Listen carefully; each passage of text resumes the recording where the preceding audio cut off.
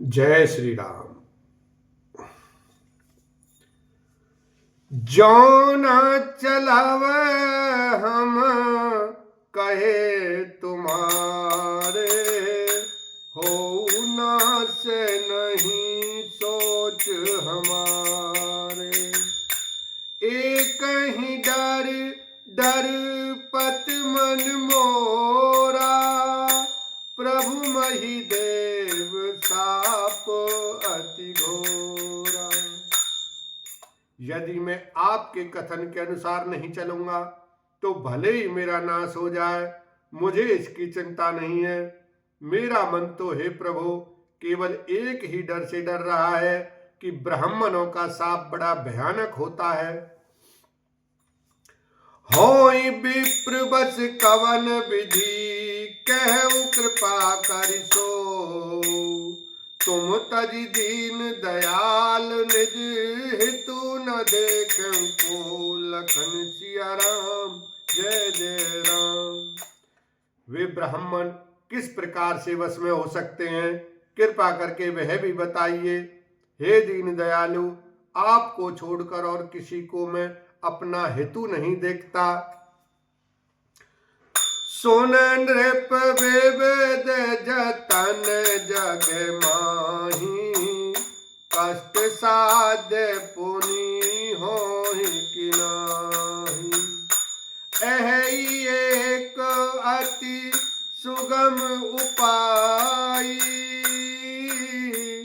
तहाँ परंतु एक कठिनाई। राम सिया राम जय जय राम। तपस्वी ने कहा, हे राजन सुनो, संसार में उपाय तो बहुत हैं, पर वे कष्ट साध्य हैं, बड़ी कठिनता से बनने में आते हैं, और इस पर भी सिद्ध हो या ना हो उनकी सफलता निश्चित नहीं है। हाँ, एक उपाय बहुत ही सहज है, परंतु उसमें भी एक कठिनता है। मम आधीन जगत नृप सोई, मोर जाव तव नगर न होई। आजु लगे अरु जब ते भयऊ, काहू के गृह गाम न गयऊ। हे राजन, वह युक्ति तो मेरे साथ है, हाथ है, पर मेरा जाना तुम्हारे नगर में हो नहीं सकता। जब से पैदा हुआ हूं तब से आज तक मैं किसी के घर अथवा गांव नहीं गया। जो न जाऊं तब होई अकाजू, बन आए अस मंजस आजू। सुन मही से बोले मृदु बानी, नाथ निगम अति नीति बखानी। राम सिया राम जय जय राम। परंतु यदि नहीं जाता हूं तो तुम्हारा काम बिगड़ता है। आज ये बड़ा असमंजस आ पड़ा है। यह सुनकर राजा कोमलवाणी से बोला, हे नाथ, वेदों में ऐसी नीति कही है कि बड़े स्नेह लगुन पर करही, गिर निज सिर निसदा तृण धरही। जल्दी अगाधि मोली बह पेनु, संतत धरनी धरत सिर रेनु। बड़े लोग छोटों पर स्नेह करते ही हैं। पर्वत अपने सिरों पर सदा तृण घास को धारण किए रहते हैं। अगाध समुद्र अपने मस्तक पर फेन को धारण करता है, और धरती अपने सिर पर सदा धूलि को धारण किए रहती है। अस कही गए नरेश पद, स्वामी हो कृपाल। मोहि लागी दुख सही प्रभु, सज्जन दीन दयाल। लखन सिया राम जय जय राम। ऐसा कहकर राजा ने मुनि के चरण पकड़ लिए और कहा, हे स्वामी कृपा कीजिए, आप संत हैं, दीन दयालु हैं, अतः हे प्रभो मेरे लिए इतना कष्ट अवश्य सहिए। जानी नृपहि आपन आधीना, बोला तापस कपट प्रवीणा। सत्य कहूँ भूपति सुन तोहि, जग नाहिन दुर्लभ कछु मोहि। राजा को अपने अधीन जानकर कपट में प्रवीण तपस्वी बोला, हे राजन सुनो, मैं तुमसे सत्य कहता हूं, जगत में मुझे कुछ भी दुर्लभ नहीं है। अवश्य काज में कारी हूं तोरा, मन तन वचन भगत में तोरा।